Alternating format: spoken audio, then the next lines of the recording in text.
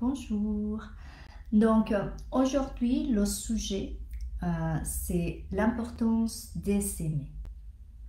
Et vous allez voir, c'est divisé en trois parties. Déjà, la première, pourquoi c'est important de s'aimer. La deuxième, comprendre le triangle de l'amour de soi, la confiance de soi et l'estime de soi. Et ensuite, un petit cadeau, un rituel même de à s'offrir pour développer et cultiver cet amour de soi.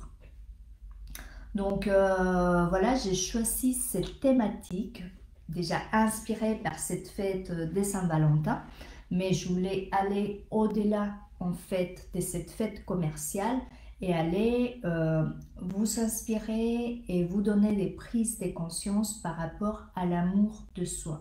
Parce qu'en fait, tout commence par soi et pas par l'autre. Donc voilà, déjà ça.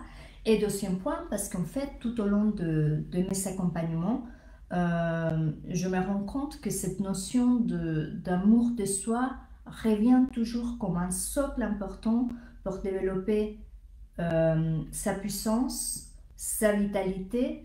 Euh, et donc, ça me semblait essentiel de parler de l'amour ce mois-ci. On est vraiment très habitué à parler de l'amour universel, de l'amour que l'on donne aux autres, de l'amour inconditionnel, mais on a du mal parfois à intégrer cette notion de l'amour de soi parce qu'il y a beaucoup d'amalgame entre l'amour de soi, le narcissisme et l'égoïsme. Et c'est vraiment très différent et vous allez voir qu'il y a toute une question d'équilibre. Mais il est très important. Donc, c'est quoi l'amour de soi finalement? L'amour de soi, c'est l'amour qu'on se porte, mais au-delà de ça, c'est ô combien on s'accepte en fait avec tous nos défauts et toutes nos qualités sans jugement. Parce que à l'intérieur de nous, parfois, il y a un petit juge intérieur qui est beaucoup plus sévère que le jugement extérieur. Et ça, c'est important, c'est l'acceptation avec bienveillance finalement. Et cet amour de soi aussi, euh, c'est le fait de savoir s'écouter, apprendre à s'écouter et comprendre et intégrer ses propres besoins avant que les besoins des autres. Parce que c'est toujours beaucoup plus simple de savoir de quoi il a besoin l'autre que de se poser la question de quoi j'ai besoin. Et tout ça, c'est important pour cette construction de l'amour de soi. Donc, cet amour de soi, bien évidemment, ça s'est créé pendant l'enfance et tout au long de notre vie par rapport à nos relations. Et finalement, tout le noyau familial aussi qui a une importance primordiale dans ce développement de l'amour de soi. Mais ça ne veut pas dire que si on n'a pas su le développer, on ne peut pas le développer après. Et c'est ce qu'on va voir pendant ce live.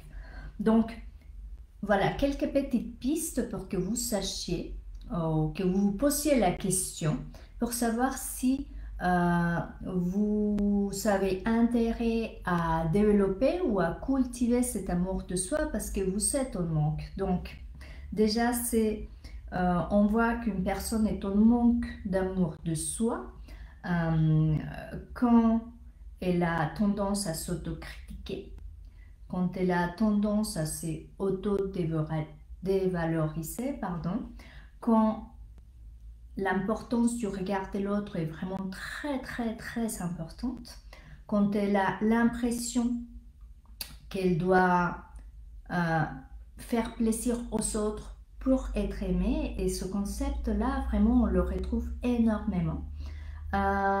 Il y a aussi, j'ai pris des petites notes, quand on est complexé du corps, où il y a des parties de notre corps qu'on n'aime pas, on n'aime pas l'image qu'on reflète. Quand on a l'incapacité à exprimer nos besoins et à reconnaître nos besoins, quand on a de la difficulté à dire non. Donc voilà, si vous dites oui à un de ce point-là, ça veut dire que ça serait important de cultiver cet amour de soi. Parce qu'en fait, Pourquoi c'est tellement important de développer ou de cultiver cet amour de soi? C'est parce qu'en fait, un manque d'amour de soi peut entraîner le fait de ne pas prendre sa vie en main. Ça peut entraîner le fait de procrastiner, de ne pas arriver au bout de ses idées, de ses projets, de ses envies. Ça peut aussi entraîner une perte de plaisir, au conformisme dans la situation qu'on est, que ce soit au niveau professionnel qu'au niveau personnel. Ça peut être aussi le fait de se délaisser physiquement ou émotionnellement. Et c'est aussi parce que ça peut nous entraîner à accepter des choses qui peuvent nous sembler inacceptables. Tout ça parce qu'on est dans un manque d'amour de soi. Donc, c'est important de comprendre que cet amour de soi est essentiel pour notre image, notre comportement et nos relations. Parce que la façon comme on s'aime, on le reflète aussi dans nos relations et cette capacité à créer des relations avec les autres. Donc, c'est pour ça qu'on dit toujours, si on veut améliorer les relations, c'est pas à l'autre de changer, c'est commencer par soi. Parce que la façon comme on s'aime, comme on s'accepte, ça va influencer après la façon comme on se relationne avec les autres.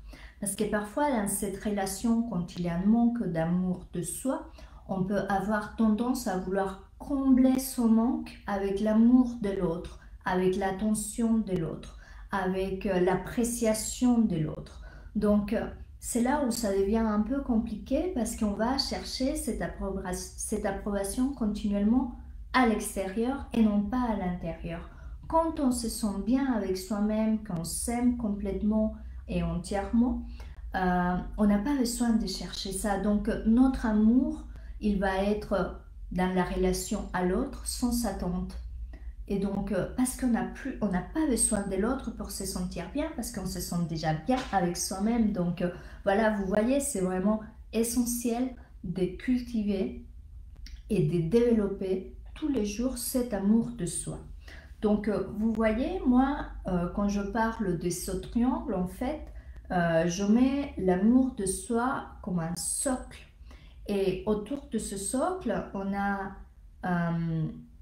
la confiance en soi, c'est l'aptitude à faire des choses, à surmonter des situations. C'est cette confiance qu'on a, qu'on peut arriver.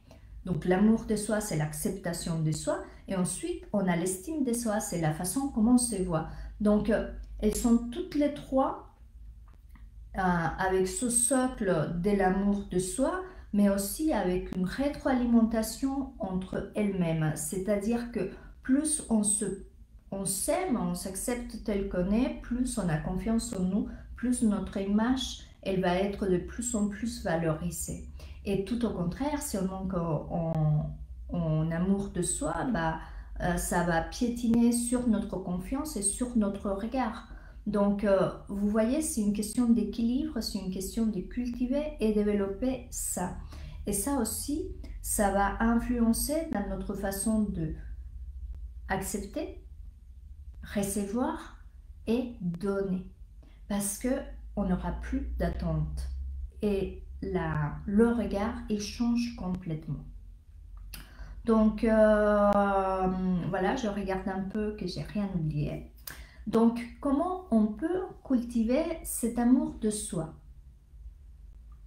On peut le cultiver à travers la bienveillance, bien évidemment la bienveillance vers soi-même. Hein. On peut le cultiver avec, par exemple, la gratitude. On peut le cultiver en étant doux vers soi-même, en prenant soin de soi, que ce soit au niveau physique, au niveau émotionnel, au niveau énergétique, en se donnant la priorité par rapport à ses besoins, en apprenant à s'écouter et à trouver en fait comment ressourcer son énergie à travers soi, parce qu'en fait c'est ça aussi qui donne la différence entre la dépendance de l'amour et l'amour sans attente. Donc vous voyez, c'est vraiment important de trouver des choses en fait tous les jours pour continuer à développer et cultiver cet amour de soi. C'est pas parce qu'on a un bon amour de soi qu'on ne doit pas continuer tous les jours à le faire. Donc voilà, je vous incite vraiment à trouver des choses, des gestes, des rituels à mettre en place pour développer cet amour de soi. Une autre chose, c'est apprendre à s'écouter et à développer cette écoute de soi qui va nous apprendre à savoir quels sont nos besoins. Parce que ce qui est important aussi, c'est au combien on fait attention à nos besoins, parce qu'on a plus tendance à les remplir les besoins des autres qu'à remplir les besoins de soi. Et en fait, plus on prend soin de soi, plus on prend soin de nos besoins, plus on s'écoute, plus on cultive cet amour de soi, plus on est prêt en fait à prendre soin de l'autre, plus on est prêt à être vraiment présent avec l'autre, plus on est prêt à prendre soin de l'autre. Mais c'est toujours et d'abord soi avant l'autre. Donc, et une autre chose qui est importante, c'est que finalement, la seule personne qui va être toujours avec vous, c'est vous-même. Donc, autant d'apprendre à bien vivre avec soi et à s'apprécier dans sa juste valeur et cultiver cet amour de soi qui va nous aider aussi à avoir des meilleures relations avec les autres. Donc, je vous invite vraiment, et c'est là où vient la partie rituelle que j'aime beaucoup, et finalement je vais vous en proposer deux. Donc le premier, c'est plus un acte symbolique. Un acte symbolique pour faire une sorte de départ, de vous engager à vous aimer tous les jours un tout petit peu plus. Et c'est une lettre d'amour, mais une lettre d'amour pour soi. Et ça, c'est vraiment très gratifiant. Donc, je vous invite à prendre un petit moment. Vous pouvez mettre une belle ambiance pour vous sentir à l'aise, prendre une feuille, des couleurs, dessiner. Vous faites ce que vous voulez, mais vous faites vraiment quelque chose qui vous inspire. Et vous écrire cette lettre d'amour, de quoi vous êtes fier de vous, de quoi vous êtes en gratitude, mais surtout à quoi vous vous engagez pour être de mieux en mieux avec vous, à vous accepter avec douceur et bienveillance. Donc ça, c'est vraiment une sorte d'acte symbolique pour dire, voilà, aujourd'hui, je suis prête à me dire oui à moi-même. Aujourd'hui, je suis prête à cultiver cet amour de moi, déjà pour moi et après pour les autres, bien évidemment. Et ensuite, j'ai pensé à un rituel un peu où on prend soin de notre corps physique, parce que finalement c'est notre enveloppe et c'est aussi le reflet de notre image, et plus on s'approprie de notre corps aussi, ça va jouer un rôle important dans cette prise de conscience de l'amour de soi. C'est la prise de conscience de soi, de sa présence. Donc je vous invite à vous masser en fait, à prendre le temps de vous toucher. Parce que par le toucher, il y a plein de choses qui se passent, il y a plein d'hormones, plein de choses qui se passent physiologiquement dans notre corps qui nous aident à sécréter des hormones de bonheur, d'amour, d'acceptation. Et ça nous aide aussi à changer notre regard sur nous. Donc, poser des yeux sur nous et nos mains pour apprécier chaque parcelle de notre corps. Et ça, c'est vraiment important. Donc, vous pouvez faire ce que vous voulez. Moi, ce que je conseille beaucoup, c'est le massage Abhyanga. J'ai fait j'ai fait un article sur mon blog que vous pouvez consulter, où je vous donne les étapes. Aussi, dans mon livre de l'automne, si je ne me trompe pas, j'ai fait tout un chapitre sur ça pour vous expliquer comment faire. Mais c'est très simple, vous le faites ou le matin ou le soir avec la peau mouillée. En plus, ça va être un bon rituel pour votre peau. Vous choisissez une huile végétale pour votre corps. Donc, par exemple,